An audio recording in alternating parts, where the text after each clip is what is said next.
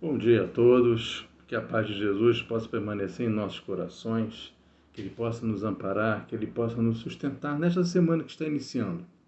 E hoje nós estamos aqui novamente, mais uma vez, com esse lindo trabalho do Greg, que é o trabalho que se chama Acolhimento com Jesus, que são mensagens que são trazidas por Chico, pelo Espírito Emmanuel, no livro Fonte Viva.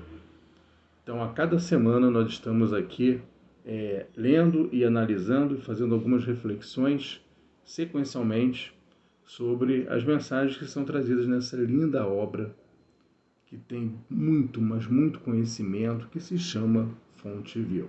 E hoje, o capítulo 10, que se chama Certamente. Certamente cedo venho. Então, com base nesta frase bem curtinha, certamente cedo venho, Emmanuel nos traz algumas reflexões. E como nós sempre fazemos, nós lemos o texto em conjunto. Então, quem tiver oportunidade, estiver em casa, estiver no trabalho e puder pegar o Fonte Viva e ler em conjunto conosco, será ótimo. Mas quem não puder, não tem problema.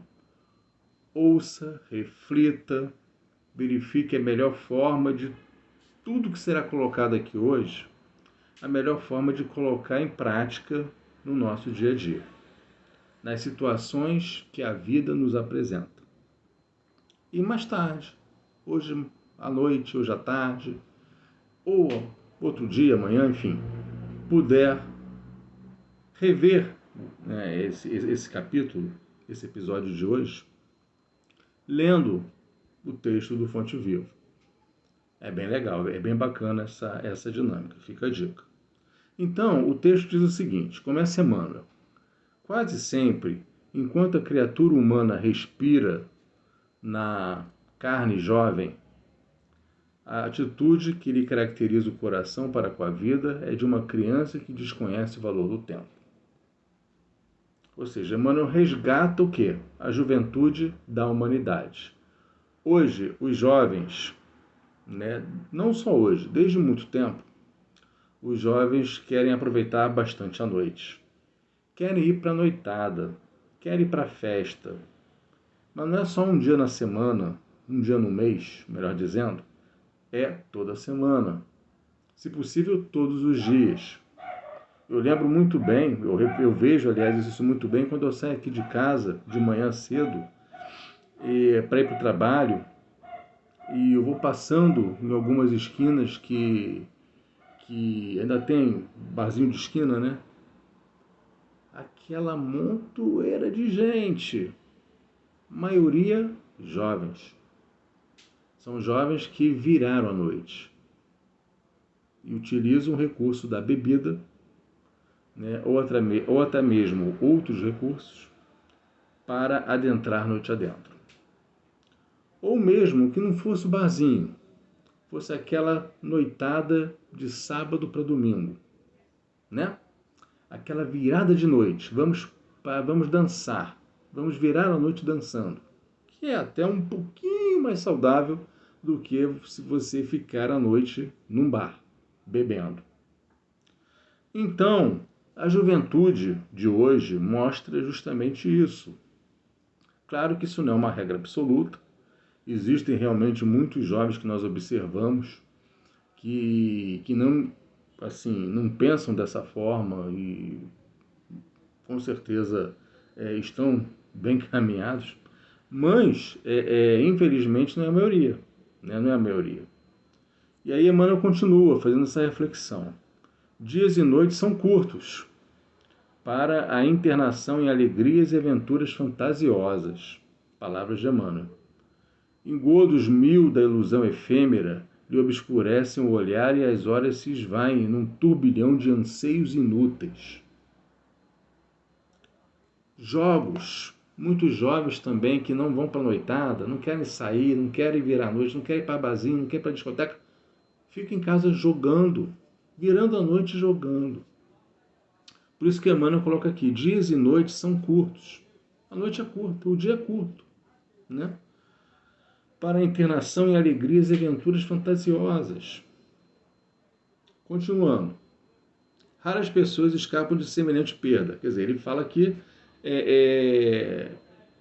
raras pessoas fogem dessa regra, né? Geralmente, contudo, quando a maturidade aparece, a alma já possui relativo grau de educação, o homem reajusta, apressado, a conceituação do dia. Ou seja, depois, quando esse jovem amadurece, quando todos nós amadurecemos, tem muita gente que fala hoje, caramba, o dia tem 24 horas. Nossa, eu queria muito que o dia tivesse 72 horas. Muitos falam isso. Ou 48 horas, ou 96 horas, não importa. Menos 24 horas. Né? E lá atrás é completamente o oposto, né? Quando nós éramos jovens. Então hoje nós falamos muito isso. Caramba, eu perco muito meu tempo. Né? Eu perco muito meu tempo. Na verdade é isso.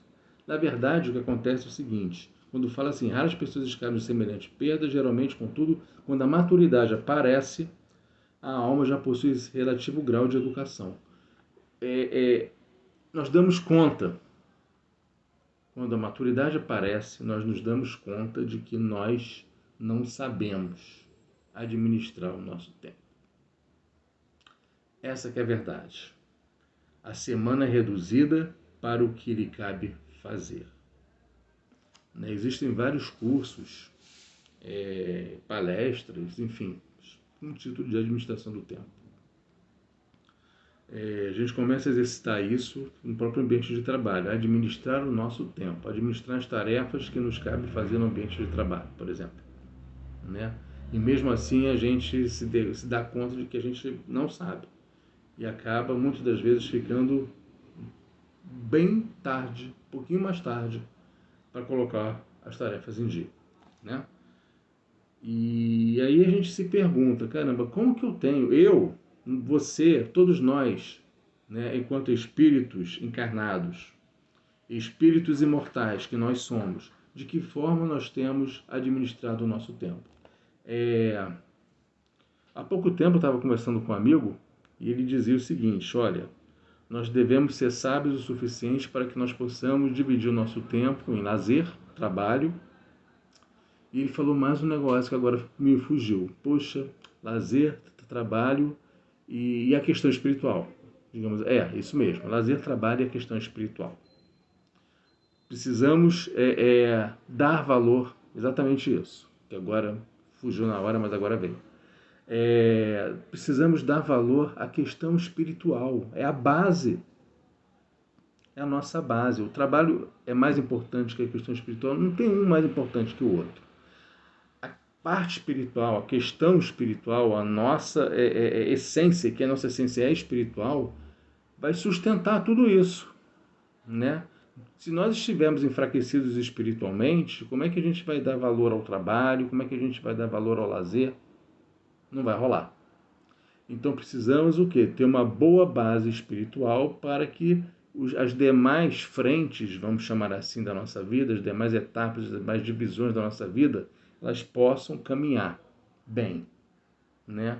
E o tempo é colocado à nossa disposição. Nós temos 24 horas para dividir entre lazer, trabalho e a parte espiritual. Então a primeira pergunta que eu faço para vocês é a seguinte: como anda a sua divisão de tempo entre lazer, trabalho e a parte espiritual? É a primeira pergunta. Não vou dar resposta. Cada um vai ter uma resposta. E talvez, espero que até, mediante a resposta que for dada, caiba uma reanálise, uma reavaliação. Opa, eu tenho que mudar isso. Não está certo. Vamos continuar. Vamos prosseguir. Compreende que os mesmos serviços, na posição em que se encontra, se repetem a determinados meses do ano, perfeitamente recapitulados, qual ocorre as estações de frio, calor, floração, frutescência para a natureza. Agita-se, inquieta-se, desdobra-se no afã de multiplicar as suas forças para enriquecer os minutos ou ampliá-los, favorecendo as próprias energias. Como eu tenho investido meu tempo? É isso que ele está dizendo aqui. E comumente o termo da romagem, a morte do corpo surpreende-o nos ângulos da expectativa e do entretenimento, sem que lhe seja dado recuperar os anos perdidos. Isso é fato. Em determinado momento da nossa atual existência, nós vamos nos deparar com a morte. E aí? Ah, Ricardo, e aí? Pois é, boa pergunta. Então, o que Emmanuel está chamando a atenção da gente é o seguinte: olhem para a sua vida, verifiquem a forma como você tem investido o seu tempo.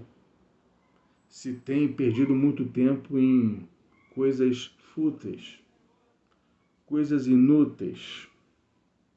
Quer ver uma coisa? Não estou dizendo que é fútil, que é inútil, não é isso. Mas quanto tempo nós temos investido diariamente nas redes sociais? No Facebook, no Instagram, enfim, e tantas outras redes que existem por aí. Quanto tempo eu passo navegando, passando o dedo para cima e para baixo? Não sei, Ricardo. Que tal medir? Que tal avaliar? Pegar um dia, ou 2 dias, ou 3, enfim, não importa. Vamos medir quanto tempo eu fico navegando no Facebook, no Instagram. E você vai se deparar, às vezes, com uma resposta surpreendente, que você não esperava. E tantas outras futilidades que podem fazer parte da nossa vida, como, por exemplo, falar mal do outro, falar mal do próximo, fazer críticas, julgar, não perdoar, apontar o dedo, rebater uma ofensa. E ao contrário disso, você poderia, o tempo que você vai gastar fazendo isso tudo, você poderia fazer uma outra coisa em prol do bem, incentivando uma pessoa, ouvindo uma pessoa que esteja em sofrimento, que esteja com uma dor. Percebem a diferença? Para que no final, ou em determinado momento da nossa vida, quando a morte nos arrebatar, e quando nós acordarmos, nos despertarmos no plano espiritual após a morte, já acabou a minha existência na Terra? Meu tempo se esgotou? A gente não fique tão chocado, tão surpreendido. Então essa que é o grande convite para começarmos a semana aqui no Acolhimento com Jesus. De que forma eu posso investir o meu tempo da melhor maneira possível? De que forma? De que forma eu posso reservar meu tempo para ouvir a dor do outro, para acolher o outro? Já que o nosso trabalho aqui, o nosso programa se chama Acolhimento com Jesus, então, de que forma eu posso acolher a dor do outro? Acolher o sofrimento do outro, ouvir o outro, fazer o bem, fazer uma visita a uma determinada instituição de caridade, com orfanato, com asilos, desde que, obviamente, que estejam abertos em função da Covid, da pandemia, né? Algumas ainda podem estar fechadas, enfim. Mas, de que forma eu posso estender minha mão ao outro e a mim, né? Porque eu também preciso me acolher. Eu preciso respeitar o meu tempo. Eu preciso, muitas das vezes, que não estou passando por uma situação muito boa, posso estar meio tristinho, eu posso me acolher. De que forma? Deixa eu conversar com alguém. Converse com a sua casa espírita. Quem sabe, né? Então, isso tudo faz parte do investimento do tempo. Além, claro, do trabalho. O trabalho é o trabalho do dia a dia, né? O nosso deslocamento de ida e volta para casa, as minhas tarefas de casa, a família. Vamos continuar, senão a gente não vai acabar hoje, não. Não te embrenhes assim na selva humana, despreocupado da tua habitação à luz espiritual, ante o caminho eterno. No penúltimo versículo do Novo Testamento, que é a carta de amor divino para a humanidade, determinou o Senhor fosse gravada pelo apóstolo a sua promessa solene: certamente cedo vem. É o tempo, certamente cedo vem. Vale-te, aí a mensagem final: vale-te, pois, do tempo e não te faças tardio na preparação. Portanto, meus queridos, que possamos prestar atenção nas nossas atividades diárias, que nós possamos nos observar mais. E uma coisa bem bacana que vai acabar acontecendo para quem quiser embarcar nesta viagem chamada administração do tempo, à luz da espiritualidade, à luz dos bons espíritos, dos bons amigos espirituais, é que, inevitavelmente, nós vamos acabar nos conhecendo um pouquinho melhor. Aí entra naquele outro assunto chamado autoconhecimento, que eu vou deixar para vocês pesquisarem, lá no Livro dos Espíritos, na pergunta 919. O que Santo Agostinho fala nessa pergunta? Aí eu vou deixar como dever de casa. Mas vai acabar acontecendo. Beijo no coração de vocês, fiquem todos com Deus, uma excelente semana, com fé, com força, com coragem, na certeza de que Deus nosso Pai nos protege, na certeza de que os bons amigos espirituais estão sempre nos envolvendo, sempre nos auxiliando, desde que nós estejamos propensos a este auxílio através da prece, através da sintonia. Grande beijo para vocês, excelente semana a todos.